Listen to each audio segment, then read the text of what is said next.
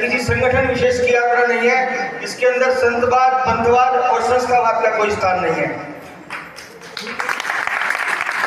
दिल्ली से हम 23 मार्च को भगवान आदिनाथ के जन्म कल्याणक पर हमने इस धर्म पद यात्रा की शुरुआत की थी।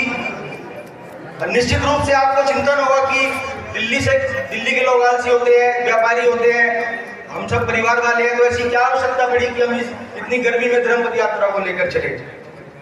बंधुओं, जिस प्रकार से हम श्री सम्मेश शिखर जी भगवान पार्श्वनाथ के निर्वाण कल्याणक को मनाने जाते हैं, लेकिन जब बात भगवान नेमिनाथ के मोक्ष कल्याणक की आती है तो वहां पर मात्र 3 से 4 हजार की संख्या पहुंचती है, जिसमें से काफी लोग ऊपर नहीं जा पाते।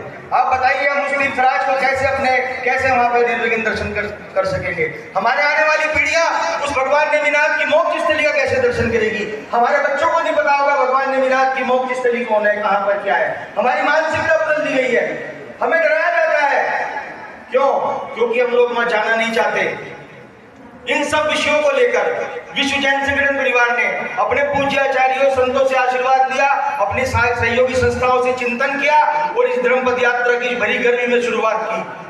जिन शहरों से हम निकले हैं, जिन गांवों से हम निकले हैं, मैं आपको बता दूं कि अगर वहां पर 50 भी परिवार है या 100 भी परिवार है, तो किसी ने 1 बस की घोषणा की है, किसी ने 2 बस की घोषणा की है, तो आगरा ने 1000 लोगों की घोषणा की है, शीर्षागंज ने 5 बसों की घोषणा की है, किसी ने 10 बसों की घोषणा की है।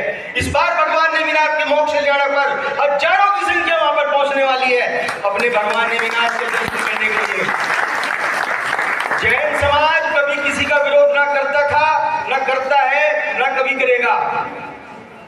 वो नेमी चरण कल भी थे, आज भी हैं और कल भी रहेंगे।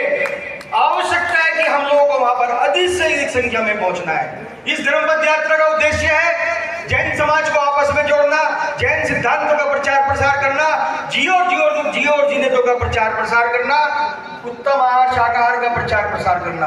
और जिस वजह से भगवान नेमिनाथ ने वराग लिया, जीवों पर दया करो, भगवान नेमिनाथ का प्रचार प्रसार करना इस यात्रा का उद्देश्य है। पहले चरण में हमने दिल्ली से भगवान नेमिनाथ की मोक्ष जन्मस्थली शौरीपुर वटेश्वर के दर्शन किए और दूसरे चरण में हम आपके साथ इस पद यात्रा में चल रहे हैं भगवान नेमिनाथ की मोक्ष स्थली के लिए। मैं हाथ जोड़कर आपसे विनती करता हूं, इस धर्म पद यात्रा में सहयोगी बने। भगवान ने 22वें तीर्थंकर के लिए मात्र 2200 या 22,000 कदम हमारे साथ चले और उसी वंदना का लाभ मिलेगा। मैं आज पूज्य मुनिश्री के सानिध्य में एक बात पूरे गर्व के साथ कह सकता हूं, जिन बंधुओं ने, जिन माता बहनों ने इस धर्म पद यात्रा में 22 कदम भी हमारे साथ चले हैं, निश्चित रूप से उनको उस धर्म तीर्थ वंदना का लाभ मिलेगा।